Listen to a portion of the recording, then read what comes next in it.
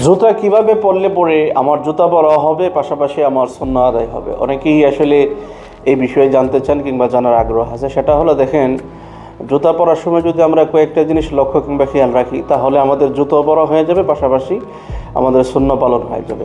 এক নম্বর হলো, জুতা যখন আপনি পরবো, তখন প্রথমে ডান পার যে জুতাটা আছে সেটা পরবো, অর্থাৎ ডান পাটা আগে, জুতাটাকে ডান পায়ের ভিতরে আগে ঢুকাবো।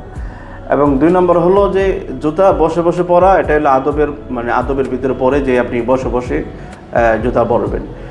এবং তিন নম্বর হলো, যখন জুতা পরবেন তখন আসলে আগে জুতাটাকে দেখে নেওয়া যে জুতার ভিতরে কোনো বিপজ্জনক কোনো কিছু আছে কিনা, জুতাটা ঠিক আছে কিনা। এবং এরপরে যে বিষয় সেটা হলো যে এক পায়ে জুতা পরিধানের ব্যাপারে রাসূল সাল্লাল্লাহু আলাইহি ওয়াসাল্লামের পক্ষ থেকে নিষেধ আসছে যে এক পায়ে যাতে কেউ জুতা না পরে। কারণ আপনি যখন এক পায়ে জুতা পরবেন তখন আপনার নিজেরই ক্ষতি হবে। একটা পা ওচা থাকবে এবং আরেকটা পা নেচা থাকবে। তো সেই ক্ষেত্রে দেখা গেল আপনি নিজেই বিপদের সম্মুখীন হতে পারেন। এবং সর্বশেষ যেটা হলো যে জুতা যখন আমরা খুলবো তখন বাম্পার জুতাটা আগে খুলবো। তো এই কয়েকটা বিষয় যদি আমরা লক্ষ্য রাখতে পারি, তাহলে আমাদের জুতো পরিধান হয়ে যাবে, পাশাপাশি সুন্নাহ অনুসরণে জুতা পরিধান করা হবে, আমাদের সওয়াবও হবে।